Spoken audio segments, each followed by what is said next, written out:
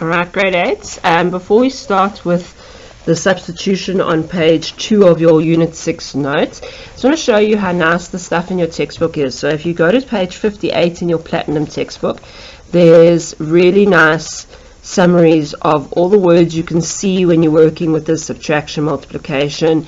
There's lots of definitions. There's extra examples of changing words into symbols. And there's extra explanations about the rules, like at the bottom here.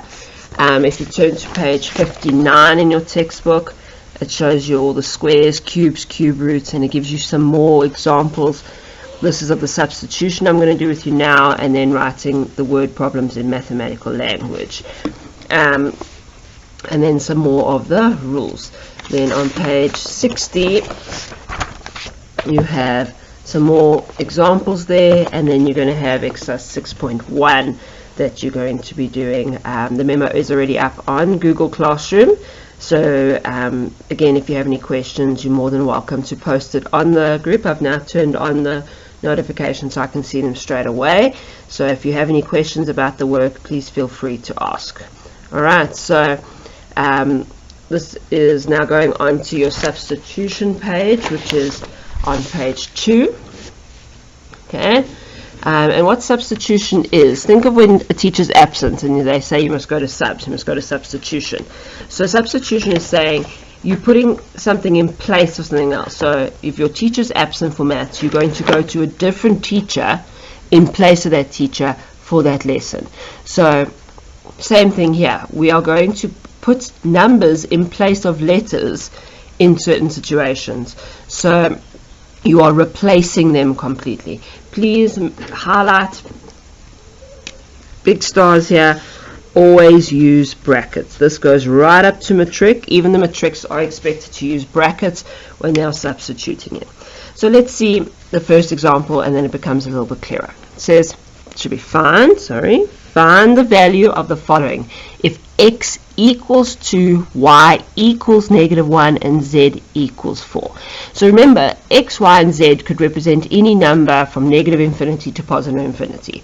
So we will give you specific ones for a question that we want you to use. So in this case, x is 2. In another question in a test, x could be 10. We can choose. That's why it's called a variable. Variable. It can change. Vary means change. So in this case, x is equal to 2. So we have x, y, z here. So when we're working with it, I'm going to have to put something in place of x, something in place of y, something in place of z. Alright, so instead of x, I'm supposed to put 2. Instead of y, I'm supposed to put -1. And instead of z, I'm supposed to put 4. Alright, then we would work them out as normal. Okay, so we'll come back to that. Let's just do all the substitution. So this one, that's question 2 there. It says x plus y. Oh, sorry, didn't want to do that. Just get some. Okay, don't know where my Tipex is, so we'll just come back to that one. Scratch it out, sorry. Plus z. Alright, so then instead of x, I've got to put a 2 in brackets. Instead of y, I've got to put a -1. And instead of z, I've got to put a 4. Okay, we'll come back to that one now. Then here, same thing. Instead of x, I've got to put a 2. Instead of y, I've got to put a -1. Instead of z, I've got to put a +4. This one, for number 4, 2 times 2 minus -1 minus 2 minus 4. That one's a bit more complicated. Yeah, 3 times 2 times -1 minus 2 times -1 times 4 minus 2 plus -1. Then for this one, 3 times 2 minus 4 times -1 plus 2. Okay, so we've done all the substitution. Let's now go to each of the answers. Alright, so now we've got to remember our algebraic rules that go along with this. So when I have brackets touching, there's nothing in between. It is implied in between there is multiplication happening. So I've got 2 times negative 1. Positive 2 times negative 1 gets me negative 2. But we've still got the 4. Now you could do it all in one step if you're able to, so you can skip this step. But then you know that it's negative 2 times positive 4. Negative times positive, the negative takes over. 2 times 4 is 8. Alright, so the final answer for this, when x is 2, y is negative 1, and z is 4, this question 1 is equal to negative 8. Alright, then same thing here. Now I've got 2 plus, now nothing's in between, so we know we're multiplying. So it's a positive times a negative 1. It's going to be a negative 1 plus a 4. So 2 minus 1 is 1. Plus 4 is going to equal to 5. Alright, then 2 minus a negative number. We are adding 1. Minus 4, because a negative times a positive is negative. So 2 plus 1 is 3. Take away 4, we have a negative 1. And please remember, if you need your number line to do some hops, please feel free to do it.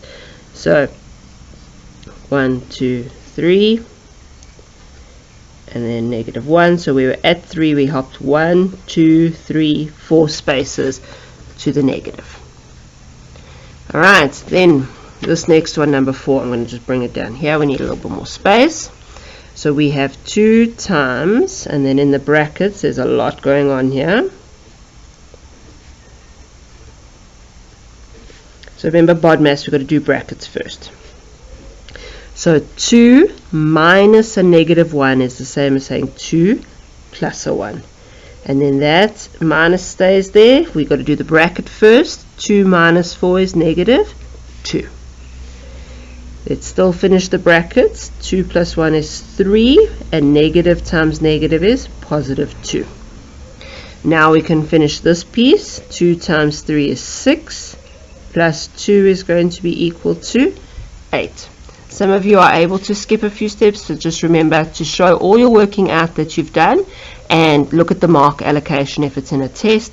Don't write one thing if it's 5 marks. Write a lot of stuff. We need all the steps if it's for a lot of marks. Okay, then number 5 is very similar. We said 3 times 2 times negative 1 minus 2 times negative 1 times 4 minus, and you can even put a square bracket here if you want. I've run out of space there.